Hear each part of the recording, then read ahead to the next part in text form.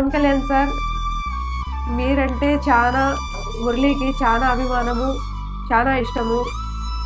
మీరిగిన వస్తే గిన మురళి ఆత్మకి శాంతి అవుతుంది. తప్పకుండా రావాలని మేమందరూ కోరుకుంటా ఉన్నాం సార్. నమస్కారం. నేను వీర్ జవాన్ మురళీ నాయక్ తండ్రి మాట్లాడుతున్నాను. నమస్కారము. నేను వీర్ జవాన్ మురళీ నాయక్ అమ్మ మాట్లాడుతా ఉన్నాను. ఎందుకు రా నువ్వు ఉండేది ఒకడే, మనకి వద్దు ఈ జాబ్ వద్దు మనకి ఇట్లా అన్నా కూడా మురళి లేదమ్మా, నేను దేశం కోసం ఈ భారతదేశంకి సేవ చేయాలని నా కోరిక ఉంది. కానీ నాకు దాంట్లో ఒక రోజైనా నా మిలిటరీ డ్రెస్ వేసుకోవాలని నాకుంది. నేనేమన్నా నాకు అనుకోకుండా ఏమన్నా జరిగితేగిన మన భారతదేశం వాళ్ళందరూ మన ఇంటి దగ్గర ఉంటారు ఇట్లని నాతో చెప్పినారు సార్.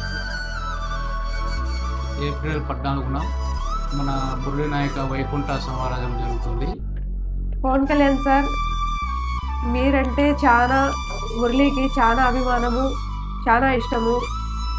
మీరిగిన వస్తే గిన మురళి ఆత్మకి శాంతి అవుతుంది. తప్పకుండా రావాలని మేమందరూ కోరుకుంటా ఉన్నాం సార్. తప్పకుండా రావాలా.